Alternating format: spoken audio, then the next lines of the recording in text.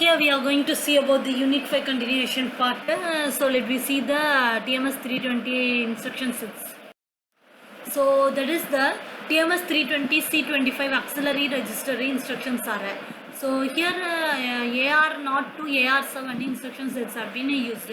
So every registers, auxiliary registers have been having the bits of 16-bit registers.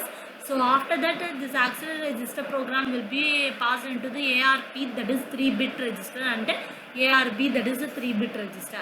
After that, the values are multiplied together and passed into the mux. Then it is passed into ARAU, that is the 16-bit register. So it's having in A and in B both 2 input and 1 output. So next it passed into the data buses. After that, passed into the program bus. So LAR W bar data, that is the load aux register. LARC load ARW bar 8-bit constant. LRLK load ARW bar 16-bit constant. And MAR means modify auxiliary register. SAR is the store auxiliary register. ADARK is the add 8-bit constant to AR. And SBRK is sub 8-bit constant from AR, and LARP is load auxiliary register pointer. Next, TMS 320 C25 on-chip memory. So here from PC, one of the values is passed into the multiplexer, and the data address has been passed into the another multiplexer. Both the multiplexers are given their output into the block B2 and data or block B0. So data or block B1. So they are having the 32 into cross 16-bit register, or else 256 into 16-bit register. After that, another input has been passed into the program ROM, that is 4K into 16-bit register. After that, all the things will be passed into the data bus and the program bus. After that, it will be given to the mux multiplayer. So the memory organization is that 4K words on 4K words on chip masked ROM. So 544 words on chip data RAM is used, and 256 words on chip RAM reconfigurable as a data or program memory. So the block transfers in memory here, that is a direct or indirect and immediate addressing modes are used. Next is the Dsp processor. So here is the Dsp processor. So we have the data buses and program counter, everything. So that will be passes the programmable memory unit. So here we have used the 2 serial ports, so serial port 1 and serial port 2. In that we have passed the values and stored in the memory unit. After that, we have used the time division multiplex serial port, that is for depending upon the time it should be multiplexed together and given to the serial port. Next, buffered serial port also given.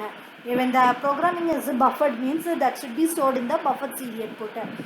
So we have to use the multiplexer ALU, and the ALU processing should be stored in the accumulator high and the accumulator low. After that, it should be passed into the output level. So data program also stored in the SRAM method. All these registers and data lines are 16 bits and wide, unless otherwise it should be specified as not available on all the devices. General purpose microprocessor circa 1984, that is Intel 8088. So it should having the 100,000 transistors, and the clock speed is around 5 MHz. Next, the address space is 20 bits and bus width is 8-bit. That is 100 plus instructions are used, and 2 to 35 cycles per instructions. So micro-coded architecture is used for general purpose microprocessor in 1984. Dsp TMS 32010, that is in 1984. So the clock 20 MHz has been used. It has in a 16 bits register, 8 or 12 bit addressing space is being used, and 50K transistors are used, and 35 instructions are used for Dsp processor. Harvard architecture is processed, and hardware multipliers are used for Dsp processing. Next, double length accumulator with a saturation and a few special Dsp instructions, that is relatively inexpensive for the processing mode. Next, general purpose microprocessor, that is 2000. So it should having the gigahertz clock speed. Next it is a 32-bit address, and it otherwise it should be more address, having the more address. 32-bit bus is used, and it should having the 128-bit instructions.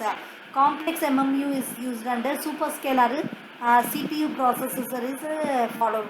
MMX instructions are followed in the general purpose microprocessor 2000. It is having the on-chip cache and single cycle execution processor. 32-bit floating point ALU on board is used for general purpose microprocessor. It is very expensive, and 10 of watts of power is used for this microprocessor 2000. Dsp in 2000. So the clock cycle will be from 100 to 200 megahertz. It's having the 16-bit floating point or 32-bit floating point process, and 16 to 24 bits address space are used. It should be large on chip and off chip memories. Single cycle execution of most instructions. Harvard architecture is used, and lots of special DSP instructions are used for this DSP in 2000, and 50 MW to 2W power has been used. It is very cheap on processing the methods.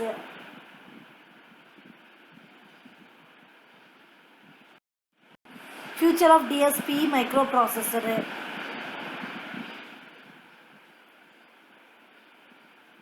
That is sufficiently unique for an independent class of applications, that is HDD and cell phone.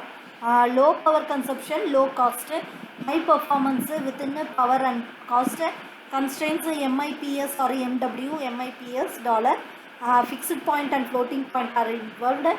Better compilers, but users must be informed. Next, hybrid DSP or GP systems are used.